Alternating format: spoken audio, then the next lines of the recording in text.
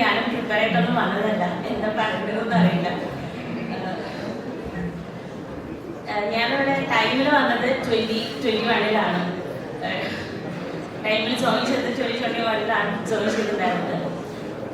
ഇതെന്റെ 3rd attempt ആയിരുന്നു.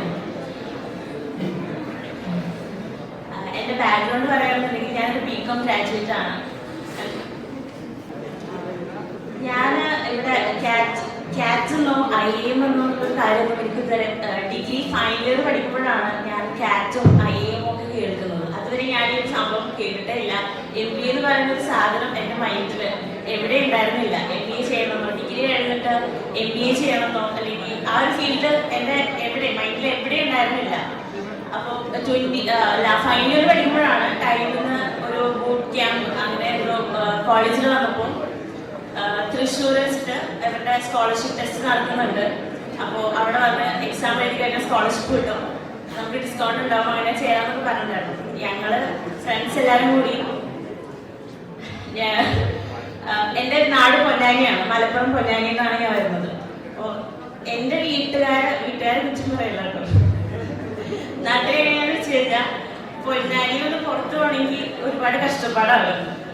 ഞാൻ അതുവരെയും അങ്ങനെ കൂടുതൽ പൊന്നാനി ആ ഒരു സ്ഥലം വിട്ട് അങ്ങനെ പുറത്തു പോയിട്ടോ അങ്ങനെയൊന്നുമില്ല. ഞങ്ങളുടെ ഫ്രണ്ട്സും അങ്ങനെ തന്നെയായിരുന്നു.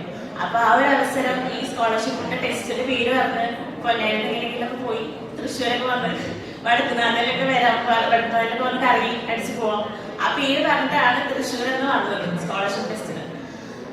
അപ്പോ ടെസ്റ്റിനൊക്കെ വന്നിരുന്നപ്പോ സാറിന്റെ ക്ലാസ് ഒക്കെ ഉണ്ടായിരുന്നു. അപ്പൊ അത് കഴിഞ്ഞ് അപ്പോഴും ഭയങ്കരമില്ല, സാർ കുറെ അന്ന് മോട്ടിവേഷനും കാര്യങ്ങളൊക്കെ ഉണ്ടായിരുന്നു. അപ്പോഴും ഞാൻ എന്തൊന്നും നമുക്ക് പറ്റി പഠില്ല.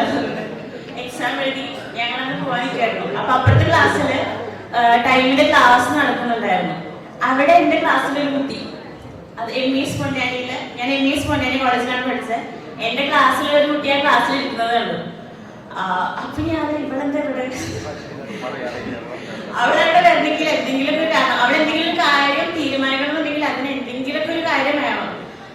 അങ്ങനെ ഉണ്ടെങ്കിൽ അവിടെ ആ ഒരു ഇതിൽ പോവുള്ളൂ. അപ്പൊ അങ്ങനത്തെ ഒരു കുട്ടി അവിടെ ഇരിക്കുന്നുണ്ട്. ഞാൻ ഇവിടെ എന്താ ഇവിടെ വന്നിരിക്കണമെന്ന് വിചാരിച്ചിട്ടാണ് കോളേജിൽ വരുമ്പോൾ ആളുടെ ചോദിച്ചു എന്താ സംഭവം എന്താണെന്നൊക്കെ. അപ്പൊ അവളാണ് കൂടുതലായിട്ട് ഡീറ്റെയിൽ ആയിട്ട് ക്യാറ്റ് എന്താണെന്നും IAM എന്താണെന്നൊക്കെ കൂടുതലായിട്ട് പറഞ്ഞത്. അപ്പൊ കുറച്ചൊരു ആഗ്രഹം വന്നു തുടങ്ങി.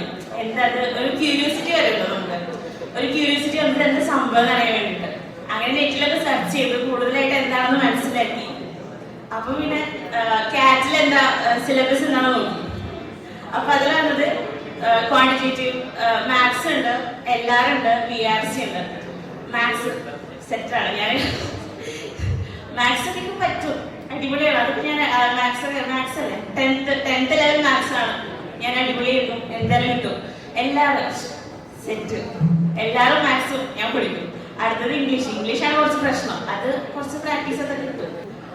ചേർന്ന് നോക്കി എക്സാം എഴുതിയപ്പോ ഞാൻ പറഞ്ഞ മാത്സ് അല്ല, എല്ലാവരും ഇല്ല, ഒന്നുമില്ല. 8 വരെ പൊട്ടി ഫസ്റ്റ് അറ്റംപ്റ്റില്. അപ്പോഴാണ് മനസ്സിലായത് ഇത് ഞാനിങ്ങനെ വിചാരിച്ച 10th ലെവൽ സാധനമൊന്നുമല്ല, കുറച്ച് കഷ്ടപ്പെട്ടാലേ കിട്ടുള്ളൂ. അപ്പൊ ഒന്നുകൂടി എഴുതി നോക്കണം എന്നുള്ളൊരു ആഗ്രഹം ഉണ്ടായിരുന്നു. അപ്പോ ഉമ്മാട് വീണ്ടും പറഞ്ഞ് സെറ്റ് ചെയ്തു. അപ്പോഴും അതിന് 2ാം വർഷം ഞാനിവിടെ ചേർന്നു. 22-ല് വീണ്ടും ക്യാറ്റ് എഴുതി. കിട്ടുന്ന വിചാരിച്ചത് 22-ലും കിട്ടിയില്ല. കാര്യം വെച്ച് കഴിഞ്ഞാൽ ഞാൻ ആഗ്രഹിക്കുന്നത് IAM-ല് കയറണം. എങ്ങനെ പോലെ എനിക്ക് ഞാൻ ഏതൊരു ബാങ്കിൽ എടുത്താലും എനിക്ക് അതിന് കൊമ്പത്തെത്തണം, അങ്ങനെ ഒരു ഇതാ. അപ്പൊ IAM-ല് കിട്ടണം എന്നുള്ളൊരു ആഗ്രഹം ഉണ്ടായിരുന്നു. അതുകൊണ്ട് കിട്ടിയില്ല. HCU-ല് കിട്ടി. 2020-ല് ഹൈദരാബാദ് സെൻട്രൽ യൂണിവേഴ്സിറ്റിയിലായിരുന്നു കിട്ടിയിട്ടുണ്ടായിരുന്നു. അപ്പൊ ആ സമയത്ത് ഞാൻ ഭയങ്കര ഡൗട്ടായി, എന്ത് ചെയ്യണം, ഒന്നുകൂടി എഴുതി നോക്കണം, എന്താ ചെയ്യണം. അങ്ങനെ ഡിജി സാറിനെ വിളിച്ചു. സാർ ഇങ്ങനെ അഡ്മിഷൻ കിട്ടിയിട്ടുണ്ട്, ഞാൻ എന്താ ചെയ്യണ്ടേ.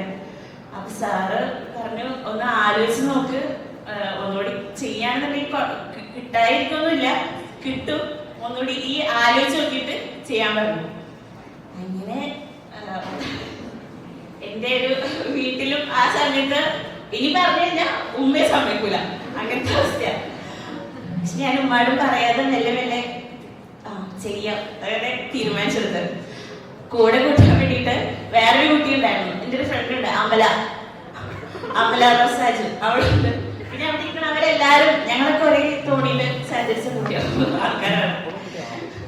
അപ്പൊ അവള് ഇതുപോലെ ISME ജോയിൻ ചെയ്യാൻ വേണ്ടി നിൽക്കുകയായിരുന്നു.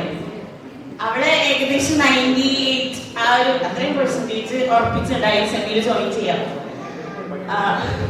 അങ്ങനെ വിചാരിച്ചിരിക്കുകയായിരുന്നു. അപ്പൊ ഞാൻ അവളെ വിളിച്ചിട്ട് ഞാൻ വന്നത് പോരാനിട്ട് അവളെ വിളിച്ചു. ISME ചേർപ്പിച്ചില്ല, അവളെ റിപ്പീറ്റ് ചെയ്യിപ്പിച്ചു. അങ്ങനെ ഞങ്ങൾ രണ്ടുപേരും വീണ്ടും റിപ്പീറ്റ് ചെയ്യാൻ തീരുമാനിച്ചു.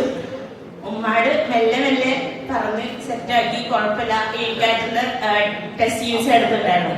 അങ്ങനെ പറഞ്ഞ് ശരിയാക്കി. അങ്ങനെ 2023 എക്സാം എഴുതി ക്രാക്ക് ചെയ്യാൻ പറ്റി. ഞാൻ ഒരിക്കലും വിചാരിച്ചില്ല ചെയ്യാൻ പറ്റുമെന്ന് വിചാരിച്ചില്ല.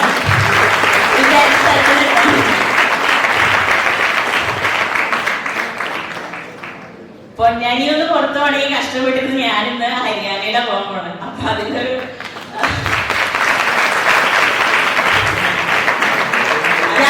നല്ല സന്തോഷം തോന്നുന്നു. പിന്നെ വലിയ താങ്ക്സ് ഉമ്മാക്ക് പറയണം. ഉമ്മയുടെ സപ്പോർട്ട് ഉണ്ടായിട്ടാണ് ഇവിടെ ഏതൊരു ആളിന് കൂടുതലായിട്ടുണ്ടായിരുന്നു. ഉമ്മയോട് ഇല്ലെങ്കിൽ ഞാൻ ഇതുവരെ എത്തിയിട്ടുണ്ടാവില്ല. എന്തായാലും ഡിഗ്രി കഴിഞ്ഞ് കല്യാണം കഴിഞ്ഞ് ചിലപ്പോൾ ഒരു കുട്ടിയൊക്കെ ആയിട്ടുണ്ടാവും. ആളുകൂടി സപ്പോർട്ട് ചെയ്തതുകൊണ്ട് ആളിവിടെ എത്തിയത്. പിന്നെ നിങ്ങളോട് എന്താ പറയണെന്ന് സത്യം പറഞ്ഞൊന്നും കിട്ടുന്നില്ല. എല്ലാ DLR ആയാലും ക്വാണ്ടിറ്റേറ്റീവ് ആയാലും RC ആയാലും 3 സെക്ഷനും ഈക്വൽ ആയിട്ട് ഇമ്പോർട്ടൻസ് കൊടുക്കുക. അത് കൂടുതലായിട്ട് പറയാനുള്ളത്. ഞങ്ങള് കൂടുതലായിട്ട് ചെയ്തുകൊണ്ടിരുന്നത് DLR ടൈമിൽ വരും. ഞങ്ങള് ലൈബ്രറിയിൽ പോയിട്ട് DLR സെറ്റ് ചെയ്ത് ചെയ്യും. അല്ലെങ്കിൽ QA ഇരുന്ന് ഞങ്ങളെ ഫ്രണ്ട്സ് ഗ്രൂപ്പ് ഉണ്ട്. ഞങ്ങളെല്ലാവരും കൂടിയിട്ട് ലൈബ്രറിയിൽ വരും. മാത്സ് ഇരുന്ന് ചെയ്യും. മാത്സ് ആണ് മെയിൻ. അതാണ് കൂടുതലായിട്ട് ചെയ്തുകൊണ്ടിരിക്കുക. അല്ലെങ്കിൽ DLR ചെയ്യും. VRC എന്നുള്ളൊരു സാധനത്തിൽ ഇതിന്റെ എഫേർട്ട് നടന്നത് 0%. എന്നിട്ട് അതിൽ 50+% എങ്ങനെയാണെന്നൊരു പിടുത്തമില്ല. അതിൽ ഞാൻ ഒരു എഫേർട്ട് ഇട്ടിട്ടില്ല. ഇംഗ്ലീഷ് എന്നുള്ളൊരു സൈഡില് കാലൻസിന്റെ കാണാനേ പോയിട്ടില്ല. എന്നിട്ട് അജിത് സാറിന്റെ അടുത്തൊക്കെ പോയി. സാർ ഇവിടുത്തെ ഫാക്കൽറ്റീസ് എന്ന് പറയുന്നത് അടിപൊളിയാണ്. അത് വെറുതെ പറയുന്നല്ല. അവര് ഏത് സമയത്തും ഒരു എക്സാമ്പിൾ ആയിട്ട് പറയുകയാണെന്നുണ്ടെങ്കിൽ മാത്സില് പെർമ്യൂട്ടേഷൻ കോമ്പിനേഷൻ എന്നൊരു ചാപ്റ്റർ ഉണ്ട്. അതെനിക്ക് അറിയില്ല, അത് എങ്ങനെ കുത്തിയിരുന്നിട്ട് മനസ്സിലാവണില്ല. അപ്പൊ ഞാൻ ഹരീഷ് സാറിന്റെ അടുത്ത് പോയി. ഹരീഷ് സാറിന്റെ അടുത്ത് പോയപ്പോ സാർ അവിടെ ഇരിക്കുന്നുണ്ട്. സ്റ്റാഫ് റൂം ആ ഭാഗത്ത് അവിടെ ഇരിക്കുന്നുണ്ടായിരുന്നു. അപ്പൊ ആളുടെ അടുത്ത് പോയപ്പോ ഞാൻ പറഞ്ഞുതരാലോ എന്ന് പറഞ്ഞിട്ട് ആദ്യം മുതൽ ബേസിക് ആയിട്ടിരുന്ന് പറഞ്ഞോണ്ടിരിക്കുക. ആള് മെല്ലെ പറഞ്ഞോണ്ടിരിക്കണേ. കുറച്ച് കഴിഞ്ഞാൽ ഉഷേച്ചി വന്നിട്ട് ഹരീസാറിനെ ഭയങ്കര ചീത്ത. സാറിന്റെ അടുത്ത് ഡോക്ടർ റെസ്റ്റ് എടുക്കാൻ പറഞ്ഞല്ലേ, ത്രോട്ടിന് എന്തോ ഇൻഫെക്ഷൻ അങ്ങനെ എന്തോ ഉണ്ടായിട്ടിരിക്കുകയാണ്. എന്നിട്ട് ഞാൻ പോയി ചോദിച്ചപ്പോ അവിടെ ഇരുന്ന് ആദ്യം മുതൽ ഫുള്ളായിട്ട് പറഞ്ഞോണ്ടിരിക്കുക. അതൊന്നും കുഴപ്പമില്ല, മോനോട്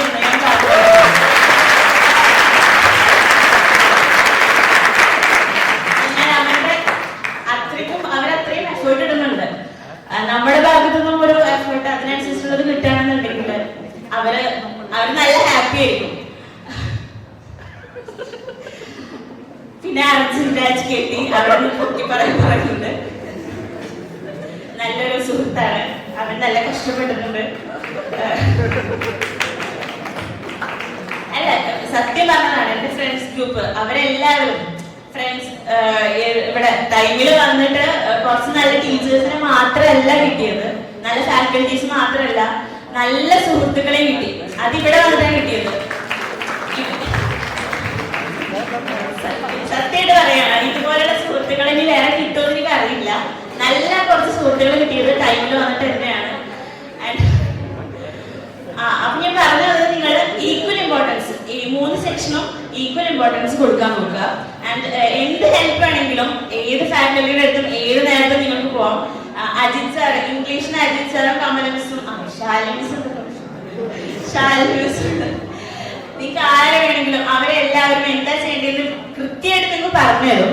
പറഞ്ഞു തന്നാൽ അത് വൃത്തി പോലെ ചെയ്ത് തന്നെ നിങ്ങൾക്ക് പറ്റുന്നതാണ് ഞാൻ വിചാരിച്ചത്. എന്നെ പോലുള്ള ഒരു കുട്ടിയാണെന്നുണ്ടെങ്കിൽ എന്തായാലും പറ്റും. അജിത് സാറിന്റെ അടുത്ത് ഞാൻ പോയിട്ടുണ്ടായിരുന്നു. സാർ എന്താണ് ചെയ്യേണ്ടതെന്ന് വൃത്തി പോലെ എഴുതി, ഏതൊക്കെ സൈറ്റില് ഏതൊക്കെ ആർട്ടിക്കിൾസ് വായിക്കണം, എന്തൊക്കെ ചെയ്യണം ഓരോ ദിവസം ഒക്കെ എഴുതി വൃത്തി പോലെ പറഞ്ഞു തന്നു. ഞാൻ ചെയ്തില്ല.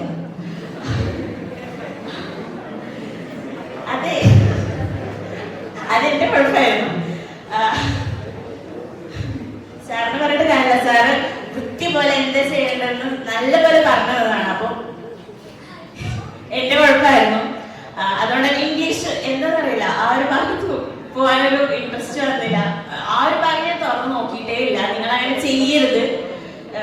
ഇപ്പൊ ഇരുന്ന് ചിരിക്കാനൊക്കെ പറ്റും, പക്ഷെ കുറച്ച് കഴിഞ്ഞാൽ മനസ്സിലാവുന്നതിന് ബുദ്ധിമുട്ട്.